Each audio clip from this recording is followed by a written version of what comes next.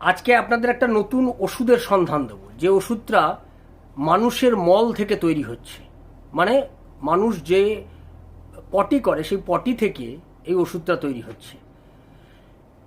দীর্ঘমেয়াদী অন্ত্রের মারাত্মক সংক্রমণে অনেকে ভুগছেন, সেটা অল্প বয়স থেকে হয়, বেশি বয়স থেকে হতে পারে।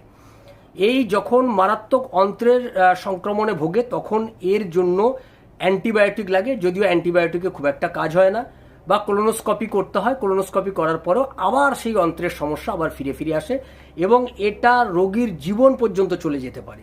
এর জন্য দায়ী ক্লস্ট্রিডিওইডিস ডিফিসিল বলে একটি ব্যাকটেরিয়া। এই ব্যাকটেরিয়া কোনোভাবেই এটাকে তাড়ানো সম্ভব হয় না। অ্যান্টিবায়োটিক দীর্ঘদিন ধরে অ্যান্টিবায়োটিক খাওয়ার পরেও, কোলোনোস্কপি করার পরেও এই ব্যাকটেরিয়াকে শরীর থেকে সরানো যায় না।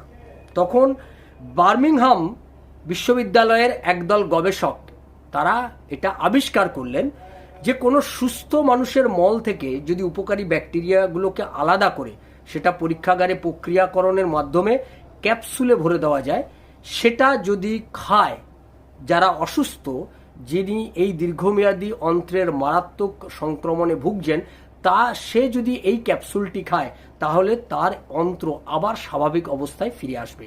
এই ওষুধটির তারা নাম দিয়েছেন পুপিল।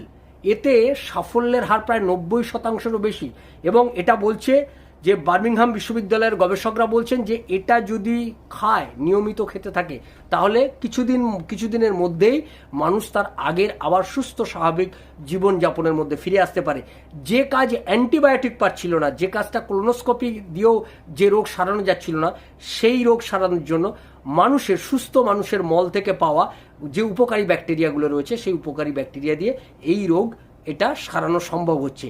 এটা একটা আমাদের কাছে এই মুহূর্তে এটা একটা ঐতিহাসিক একটা কাজ করেছে। ফলে যারা অন্ত্রের সমস্যায় ভুগছেন তারা এই পুপিল একবার ব্যবহার করে দেখতে পারেন।